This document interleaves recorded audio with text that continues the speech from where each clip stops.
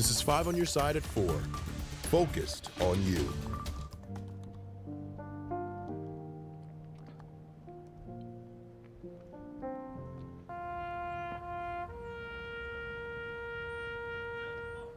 Taps and tributes on this September 11th.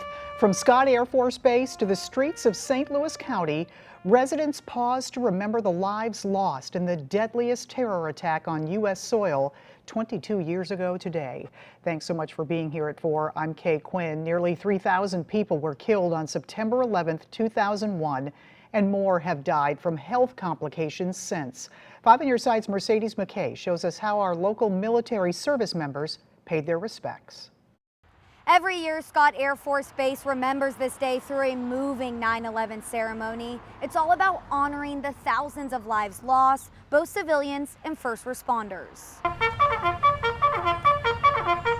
A reveille with an honor guard of firefighters and security force members marked the start of Scott Air Force Base's 9/11 ceremony. It was followed by prayer, speeches, and ended with a wreath laying and bell ringing. Chief Master Sergeant Tim Walsh, a retired fire chief, was the guest speaker. He talked about how the morning started off as an average day, and in a matter of time, changed instantly. But within minutes, the atmosphere in the room shifted dramatically. Reports showed that it was not a small aircraft, but a commercial airliner.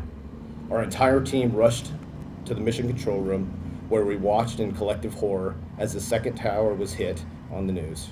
Today's speech is also focused on the whole generation that wasn't alive when 9/11 happened. That's why they're encouraging everyone to keep telling these stories so they're never forgotten. At Scott Air Force Base, Mercedes McKay, 5 on your side.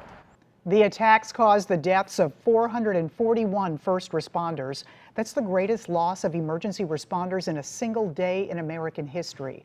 Mercedes McKay will have more from Scott Air Force Base and its ceremony coming up tonight at 5. Thousands of local volunteers spent the September 11th anniversary doing a good deed. They spent the day at the Enterprise Center making meals for people in need. It's all part of the Missouri Community Service Commission's Day of Service. The goal, make and package nearly 357,000 meals for area food banks. It's meant to recreate the unity people felt in the days after 9/11. What we want to do is turn a day of tragedy into a day of service. So if you remember the ethos and the spirit that everyone felt on 9/12, the coming together, random acts of kindness, perfect strangers, that's what we try to recreate every year. And we're doing that here today at the Enterprise Center. People are coming together from companies and businesses and all walks of life, coming together to make a difference right here in the bi-state region. September is Hunger Action Month. KNOP also says people can participate in a variety of food drives around the area all through the month. Others devoted their September 11th to the Walk to the Arch. It's a 21-mile memorial march that began in West County and ended at the Arch downtown. Many people began the walk at 9:11 a.m. at Mike Duffy's on Clayton Road. This has been a tradition for years in remembrance of the devastation the country felt after 9/11. Marchers were encouraged to bring American flags.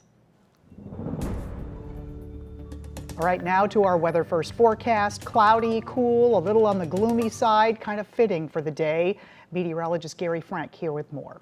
Yeah, feeling a little bit more like fall as we work our way further into the second week of September, and it's gloomy outside here in Chesterfield. Our temperatures have struggled to warm up to 80 degrees today without much sunshine, but it has been quiet so far as we look outside. For now, what we'll monitor over the next few hours is some light rain that settles in. You'll see that here as it's been in central Missouri for the most part, and that's where we've seen more of the moderate rainfall. No thunderstorms, so for your evening plans, I really don't think that's going to be an issue, but there are some light rain showers that are settling in from Herman into Warrenton, Troy as well. This is really the only area right now. It's still fighting some dry air that we have locally, and so that's going to take a couple of hours before we really fully see that in. Also, even further to the north, Rosedale and Jerseyville, that's where we see some light rain as well. Otherwise, downtown, it's cloudy. Temperatures, though, still holding steady in the upper 70s, right around 80 degrees. A west breeze now at around 10 miles an hour. We've seen that humidity increase just a little bit because of some of that rain that showed up on the radar but didn't reach the surface. And over the next several hours, we'll see rain and temperatures drop. Temps around 70, light wind with a few showers, but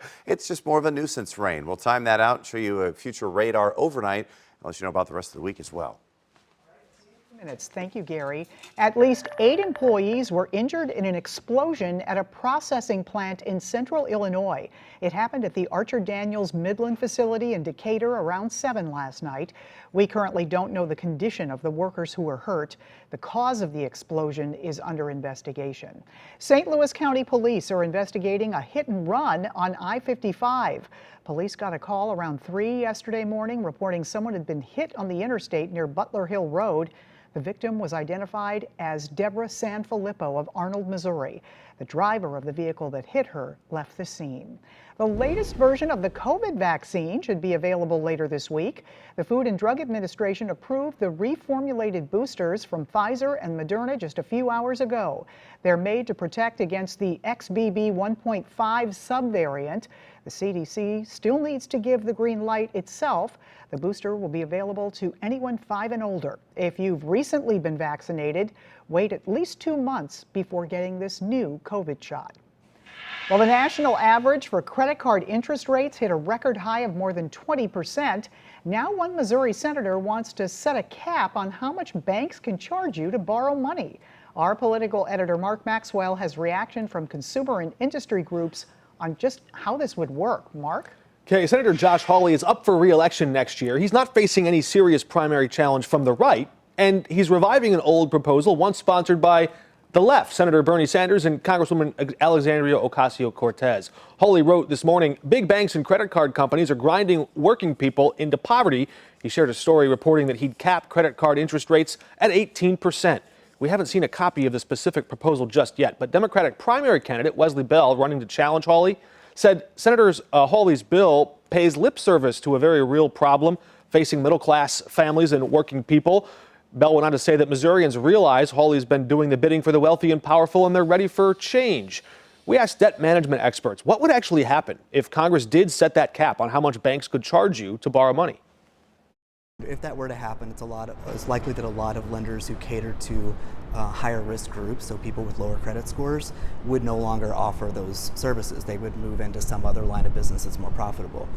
The good news, debt management experts said you don't have to wait for Congress to act. You can often lower your interest rate just by asking your lender, or you can often find nonprofit groups that counsel people on how to lower your monthly payments and avoid those high interest rates. We'll have more information on how to do that tonight at 6. All right, thank you, Mark. It's been almost 3 days since a devastating earthquake struck Morocco, the latest on the search for survivors. Another dangerous environmental hazard in Hawaii, the warning for people living downwind of Volcanoes National Park. And the clock is ticking for UAW workers, where negotiations with the 3 big automakers stand as the clock ticks down to a Thursday night strike.